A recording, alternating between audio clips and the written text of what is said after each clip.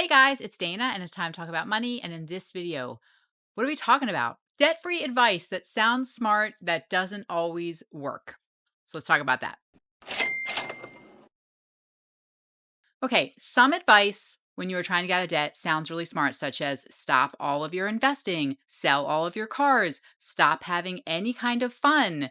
All of these things, I'm sure you've heard them many times. I might have even said them here on my channel, but I don't think that they are always the best thing to do if you are trying to get out of debt, and they might not work for you and your particular situation and your personality, your partner's personality. So I've got 10 things here that I want to share with you that I think fall into this category.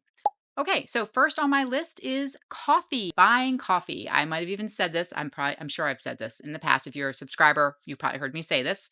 But buying coffee is something you hear over and over again. Stop going every day to pick up a cup of coffee. That $3, $4, $5 every day adds up. And if you're doing that, you're never going to get out of debt. You need to cut that out of your life.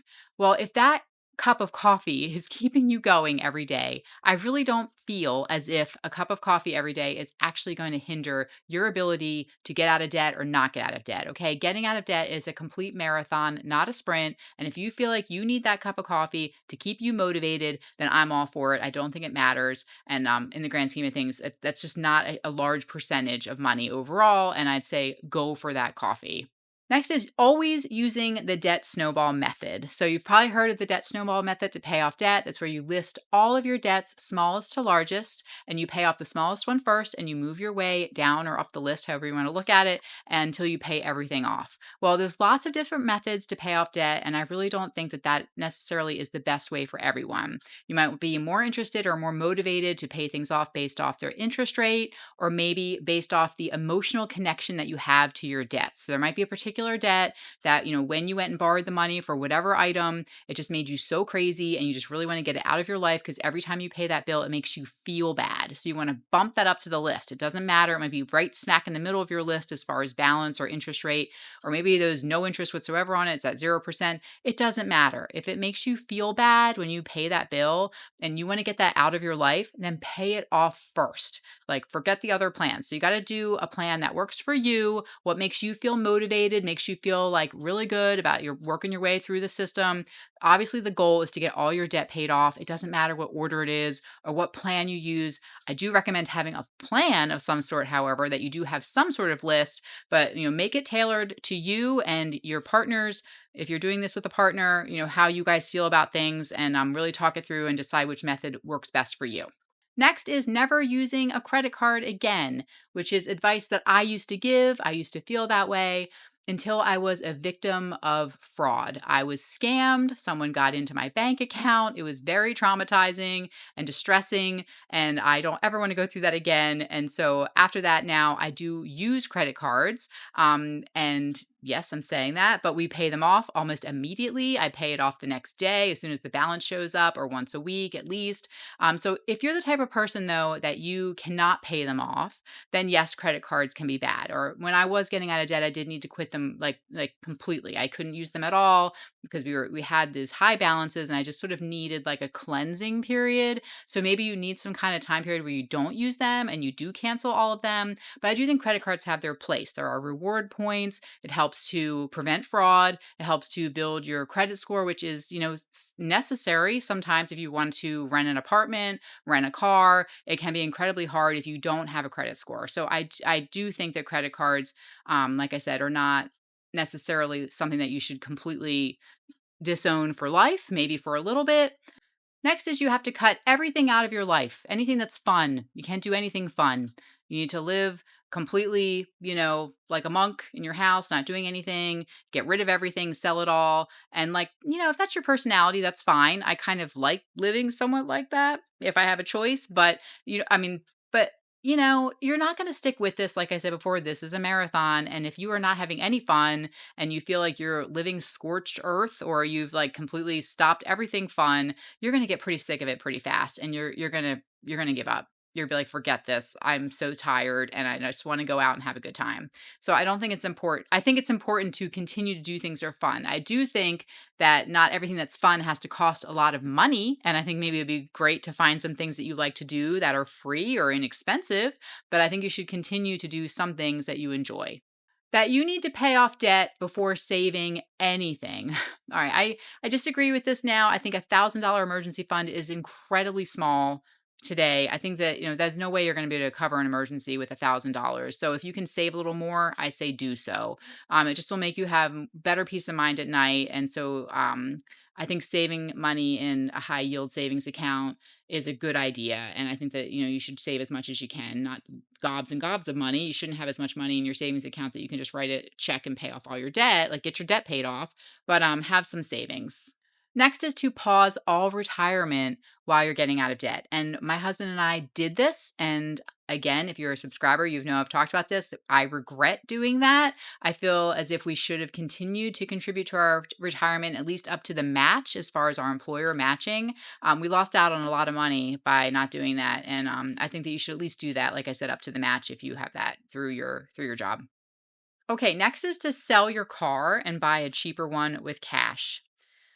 This one's hard because I don't own expensive cars. We don't own expensive cars. We do have beaters. Actually, currently a car sitting in our driveway that won't start. I can't get it to start even when we try to jump it. I haven't had it towed. It's just sitting there for 2 3 months because I don't want to deal with it right now. But it's just sitting in our driveway. It's not a problem. It's not bothering anyone.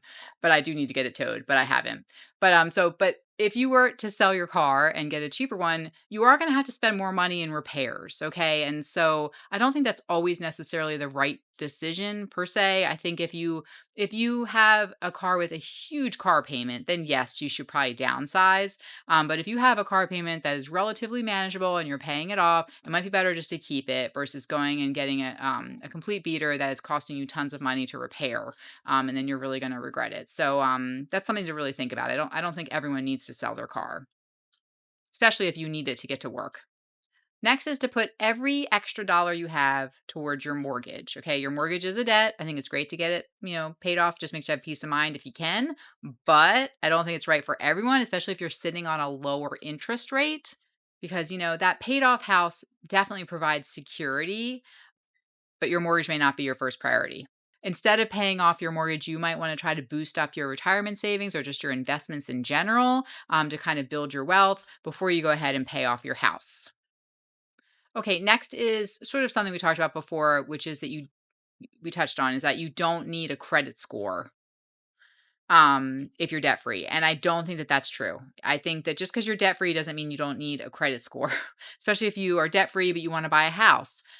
Yes, those you can do other types of underwriting, but I think it is harder. So I think that in today's world, I do think it helps a lot to have a credit score.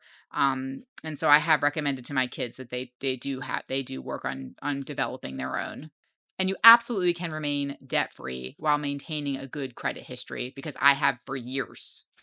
Okay, lastly is to not invest until you are completely debt free.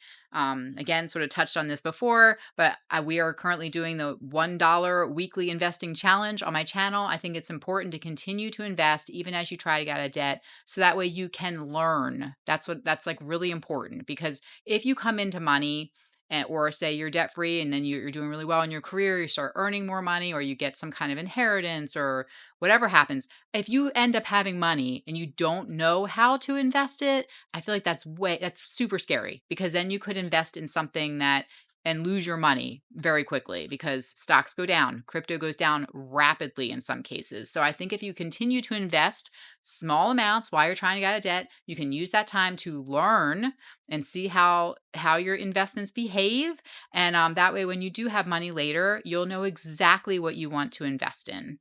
Now, the goal isn't to follow the strictest debt free plan, okay? It's a plan that's tailored to you, what works for you, what works for your personality. That is the most important thing so that you can get out of debt, so that you can build wealth, so that you can invest so you have more options and freedom in the future for you and your family, and you're building a legacy and you're able to, do what you want in retirement. All right. So that's the thing is that you just need to develop plans and systems that work for you. You don't have to follow anything rigid.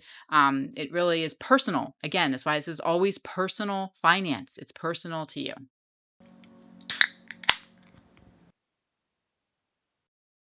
Okay, it's time for the investing challenge, the $1 investing challenge.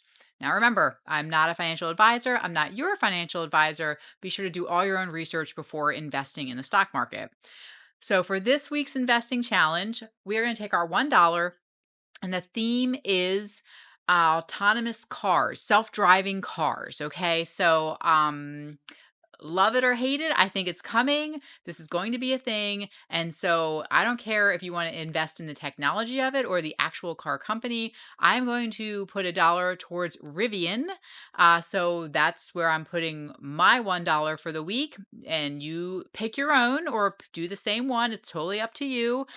Just do some research into autonomous or self driving cars. You can also select Uber if you want to go that route and you think they're going to be a large beneficiary of it. It's up to you. Obviously, Tesla, but I'm going to choose Rivian for this week.